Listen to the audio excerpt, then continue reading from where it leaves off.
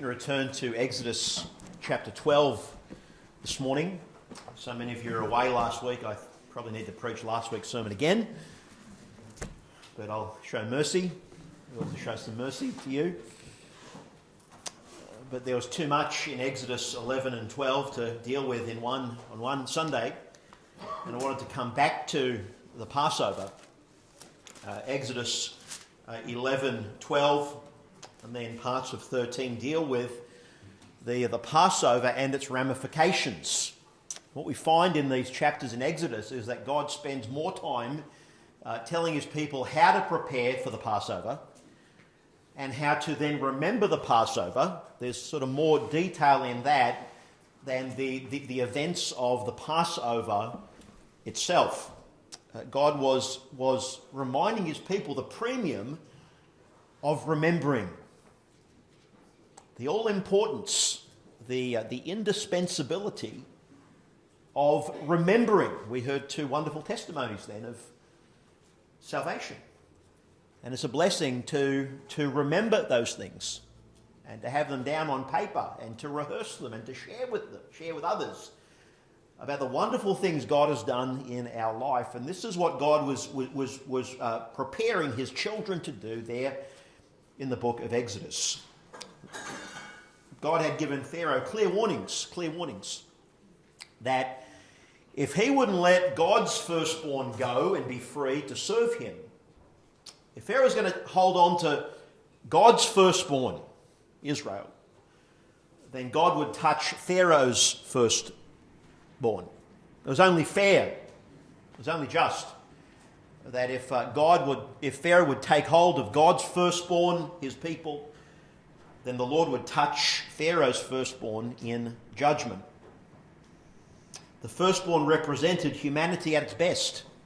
It represented the promise of an heir, the future, of someone taking over their father's inheritance. Now we know from the Old Testament God wasn't always obligated to use the firstborn. He chooses Isaac over Ishmael, Jacob over Esau. A reminder that all of us need a second birth. That our hope is not the order of our birth. The big issue is not what number you came in your family. That's not the issue. The issue is your relationship with your family. That's the real issue. And so I want to approach Exodus 12 and parts of 13 this morning in this way, and it's this morning for 10 more minutes. I want us to look first of all at deliverance through judgment. God delivers by judging. That's ironic. God saves some by killing others.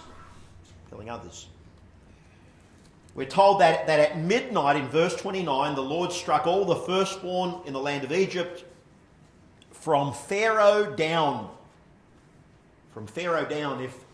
If Pharaoh was even remotely a deity, if he really did have any kind of power, then his firstborn would have been safe. But not even Pharaoh's son was safe. They'd mistreated God. He had mistreated God's firstborn, the children of Israel. He had robbed God of receiving glory and worship. And really reminds us of how serious rebellion is. Now we read verse 42 of Exodus 12. We read verse 42 earlier in the service. Let me read to you how the English Standard Version gives verse 42. It says, "It was a night of watching by the Lord, a night of watching, to bring them out of the land of Egypt. So this same night is a night of watching kept to the Lord by all the people of Israel throughout their generations." When the death angel went through Egypt, and God takes the life of the firstborn, except for those who had the blood applied over the doorposts, God is watching over his people to protect them. It's a wonderful picture of a father staying up all night to protect his children. This was a terrible judgment. And if you could have been in Egypt that evening, you would have heard cries of mothers. one house after the other, as people woke up in the morning, or maybe were woken by the screams of their son. There was wailing on the streets. No one was untouched. Exodus 12 tells us that there wasn't such a cry in Egypt, nor before nor since. And so look at how Pharaoh responds in verse 31 of chapter 12. He says he calls for Moses and Aaron by night, so he doesn't wait till the morning. He's desperate. And look at what he says to them in verse 31. He says, "Rise, go out from among my people, both you and the children of Israel, and go and serve the Lord as you have said." Finally, Pharaoh breaks. He breaks. "All of you, your flocks, your herds, young and old." Pharaoh's not putting conditions on God anymore. But you know what is lacking in Pharaoh? It is repentance. He tells Moses in verse 32, he says, "Bless me also." He wants a blessing from God, would you believe? He wants a little reward from God at the end because he finally lets God's people go. I mean, Egypt is wrecked. Egypt is destroyed. It's a failed state. And after putting his nation through the loss of a firstborn son, Pharaoh says, "Oh, by the way, when you go, ask God to bless me." You believe that? Not show mercy, but to bless me. Someone said that Pharaoh wanted the blessing without the liability, the shame or the consequences. He just wanted the plagues to be gone. Lots of people want God's help without any kind of repentance. They want God to bless them as though they belong to him, as though they are his favourite, and yet still serve themselves and their own pleasures, even the God of this world. And we know that there's no sincerity from Pharaoh because remember, as they leave Egypt, he has his armies pursue them to kill them. And so Pharaoh has no sincerity. There's no sense that he wanted to answer to God for the trouble that he had brought on his own people. So the Exodus itself in Exodus 12 is fairly brief. It's not a long, involved, detailed story. You'd think it would be as long as David's victory over Goliath, but it's fairly short, compact. The emphasis on Exodus 11 and 12 is what God's people are to do with this incident. How are they to remember this incident? How are they to rehearse it each year within their family? And so secondly today, you have a perpetual memorial. God says, okay, I have taken the life of the firstborn so that my people can be saved, they can be free, and so I never want you to forget this. You are never to forget this. Look at verse 14 of Exodus 12 if you have your Bible open. Exodus 12. "So this day shall be a memorial, and you shall keep it as a feast to the Lord throughout your generations. You shall keep it as a feast by an everlasting ordinance." Verse 17. "So you shall observe the feast of unleavened bread, for on this same day I have brought your armies out of the land of Egypt. Therefore you shall observe this day throughout your generations as an everlasting ordinance." God says, I don't want you ever to forget.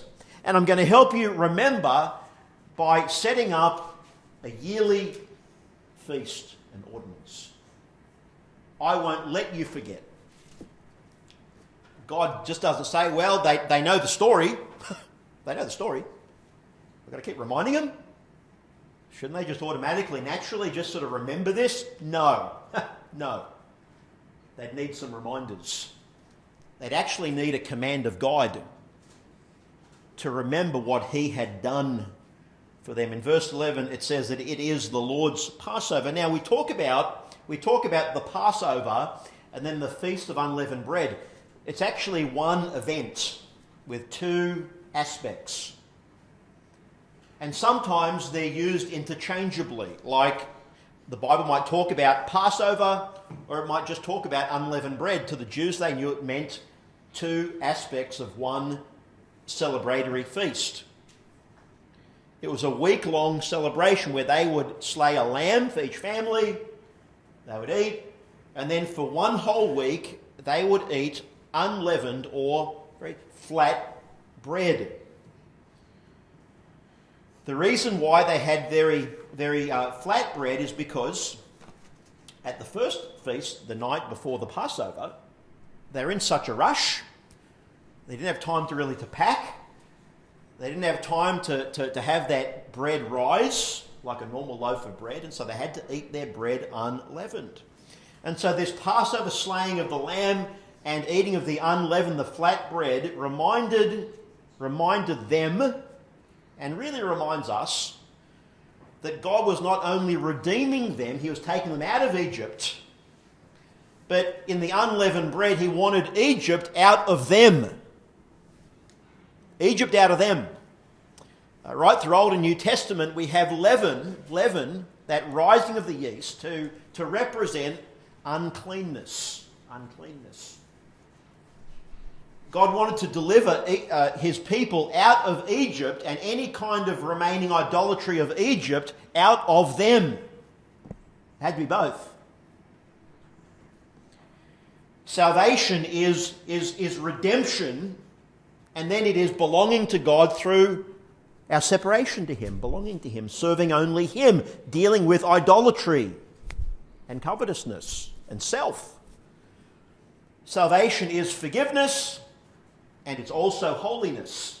Got to have both. And the Bible is very clear that when someone says they belong to Jesus, but there is no holiness, there's nothing, then we have to pray that that person comes to really know God in truth. Pray that they would really know the Lord in true salvation, because when someone has been born again, there will be fruit unto holiness. Paul makes that clear in the book of Romans. When God's people ate unleavened bread year after year along with the feast, they're reminded to keep themselves pure from sin, to abstain from the evils of Egypt, the gods of Egypt and the immorality of Egypt. I mean, they were just slaves. They were nothing, barely people to the Egyptians. And so when devout Jewish families celebrated Passover, they would search their homes for leaven. They would sweep from around the kitchen floor. A lot of it was maybe just sort of ceremonial, but it was God's rule for them that any hint of leaven was to be removed from their homes. It was a commitment to live a life unto God. Sin, like leaven, spreads. It spreads. Consider the ways the Jews made their bread. They didn't have those nice yeast packets that you can buy at the shops. They would take a pinch of the old dough and they would keep it for the next loaf that they were going to bake. In a spiritual sense, God didn't want them to take that lump of dough from Egypt. Had to stay there. They were coming out of Egypt to serve God and have no connection with Pharaoh or the Egyptian gods, the old life of sin. Jesus in Luke 12:1 talks about beware of the leaven of the Pharisees. In 1 Corinthians 5, Paul deals with horrible immorality in the church, stomach-turning immorality in the church, and his conclusion is in 1 Corinthians 5:6, don't you know that a little leaven leavens the whole lump? Just a little bit, you can get a whole loaf out of that. Sin will spread. And so deal with that. He says, therefore purge out the old leaven, that you may be a new lump, since you truly are unleavened. For indeed Christ our Passover was sacrificed for us. And so this memorial feast also was only for the children of Israel. We like to be very inclusive today.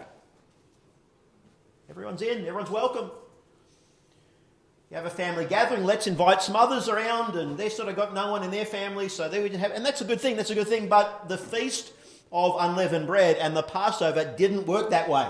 Very exclusive. Look at verse 43 of Exodus 12. He says, the Lord said to Moses and Aaron, this is the statute of the Passover. No foreigner shall eat of it. No foreigners. No foreigners. But, verse 44, every slave that is bought for money may eat of it after you have circumcised him. So there was a way in. There was a way in. Through circumcision and through really identifying with God's people. No longer a pagan. So there was a way in. Look at verse 48. If a stranger shall sojourn with you and keep the Passover to the Lord, let all his males be circumcised, that he may come near and eat it. He shall be as a native of the land, but no uncircumcised person shall eat of it, for there shall be one law for the native and for the stranger who sojourns among you. You had to be part of the family. The family, let's be honest. Let's be honest. Salvation, friends. Salvation. Any kind of real remembrance of salvation is only by God's people, because they're the saved. Lost people can't enjoy salvation and the remembrance of salvation. Probably every week in church there are people that don't yet know Jesus Christ. They're our treasured guests. We love them. But they can't really in their heart sing to the Lord and really know God's salvation until they trust Jesus Christ. And so this was an exclusive feast, but there was a way for outsiders to come into the covenant community. Now you get to the New Testament, and Paul tells the Ephesians, says, listen, in the gospel there is one new humanity, Jew and Gentile.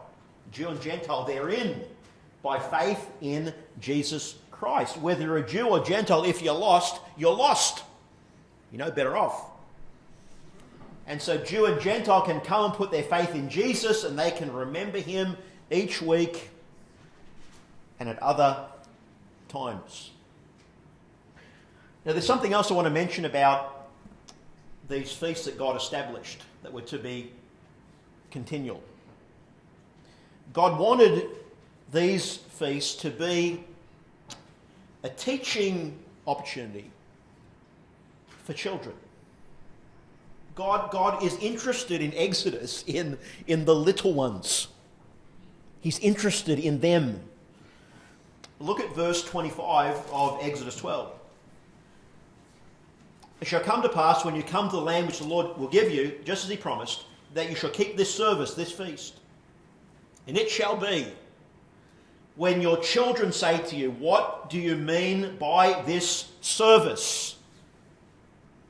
I mean, the kid looks at his dad applying blood, slaying a lamb. It's the strangest thing. And so he or she are asking. Then you shall say, verse 27, it is the Passover sacrifice of the Lord, who passed over the houses of the children of Israel in Egypt, when he struck the Egyptians and delivered our households. So the people bowed their heads and worshipped. God knew the kids were going to ask some questions. So God says, teach them. Teach them. Look over at chapter 13, verse 8. This is the unleavened bread, again, part of the same feast. And you shall tell your son in that day, because this is done because of what the Lord did for me when I came up from Egypt. This is what God did for me. Because even hundreds of years after the actual death of the firstborn, the children of Israel realized that if they'd all perished, they'd perish. There wouldn't be them. Wouldn't be their generation. Wouldn't be their generation. Wouldn't be there. Look at chapter 13, verse 13 and 14. Look at 13 and 14. But every firstborn of a donkey you shall redeem with a lamb, and if you'll not redeem it, then you shall break its neck. And all the firstborn of man among your sons you shall redeem. Now look at verse 14. So it shall be, when your son asks you in time to come, saying, what is this? That you shall say to him, by strength of hand the Lord brought us out of Egypt, out of the house of bondage. Children are interested in these things. They're interested. They're interested in God's word more than we think they are. They do learn things. They do learn things in church every week. You'd be surprised. You'd be surprised. They're going to have their questions. And we need to have some answers. God cared about the children. I want you to notice today, also that God had very perfect timing. God had perfect time. Do you remember when we read from the end of Exodus 12 and it says that at the end of 430 years, verse 41 of Exodus 12, on that very day is the Exodus. Very day. All the hosts of the Lord went up from the land of Egypt. Now, you think about the delays of Moses' life, like he waits till he's 40 and then he kills the Egyptian, then he goes to out in the desert for 40 years. It's like very, very long delays here. Very, very long delays here. And the hundreds of years of being slaves, and it's like, God, there's no purpose in this, and we're wasting time here. But they go free on the very day God said they would go free. Now, I don't fully understand all of this, but I just know that God can use delays and human responses, etc., etc., etc., even the stubbornness of Pharaoh, to fulfill his promise. Otherwise, God would never be in control. Our life would be just at the whim of what we wanted to do, what someone else imposed on us. God told Abraham back in Genesis 15 that they would be slaves for 400 years. Now in Exodus it says 430 years. 430 years. 400 or 430. 430 is exactly right. 400 is approximately right. That's what it is. You ask someone, hey, how many years have you been married? And the husband says, about 20 years. And you ask the wife, the year, the month, the day. But he's going to approximate. Because they didn't have stopwatches and smartphones and things. And so, approximately 400 years, 430, it's very close. Very close. We've got to give the Bible writers these liberties. And we know that God's people left Egypt rich. They plundered the Egyptians. The Egyptians voluntarily gave of their wealth. God worked in their heart. And you know what is troubling is that later they would use these gifts to make the golden calf. That's what's really troubling. God's gifts to them as they left, to provide for them, to deal with traders out in the wilderness. God gave them these things and they used it to make an idol. And I must ask the question today, have you turned the blessing of God into idolatry? Things God gives you. He gives you a good job and sometimes people make it an idol, becomes their God. He gives a nice home and you know, they're just obsessed with the backyard. If you visited my home, you know I don't have that problem of obsession with either front or backyard. I don't want to be an idol, thanks very much. But we make good things idols, and so God's people made an idol out of God's goodness to them. It's very, very troubling. Very troubling. And then finally today, the dedication of the firstborn. In chapter 13, we won't read it for the interest of time, but God says, you're to consecrate to me all the firstborn, whoever opens the womb. And essentially, you would have to have a sacrifice for each firstborn. God had a sacrifice required of the firstborn. He got to live. But there would be a sacrifice made. The firstborn was the centre, the future of the family. The eldest son had special responsibilities, privileges, including inheritance privileges. There's a lot at stake here. If you had a firstborn son, then you had some hope of a future line. You had a hope of some grandchildren with your name. Your name. And they could further the property that you owned. There was a bit at stake here with having some sons. But understand this, friends, when God commanded the consecrating of the firstborn, remember they had to give of the first fruits. It's not like God owns the firstborn and whoever comes after, like, he's not interested. It doesn't work that way. I mean, God owns all of us. All of us. He owns everything we have. He owns our first child, our last child, our middle one, whatever it is. He owns everything we have. It's like the firstborn was kind of representative of the family, of the team. And so in giving an offering for the first one, it was a recognition that God owns everything in my life. Now let me tell you this. If you and I don't consecrate what first belongs to us, if we don't give to the Lord what we first have, we usually don't consecrate anything else. We don't give God the first day in worship. I mean, friends, heaven help us the rest of the week. Heaven help us. We don't consecrate the first of what God gives us materially. We don't give that to the Lord. Friends, it's going to be uphill for us in so many ways.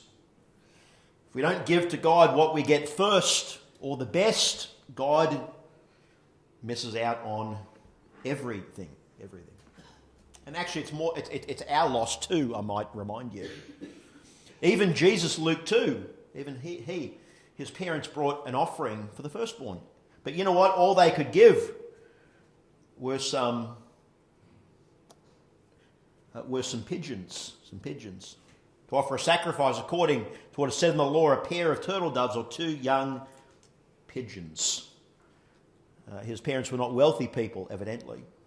Jesus dedicated to God at his birth.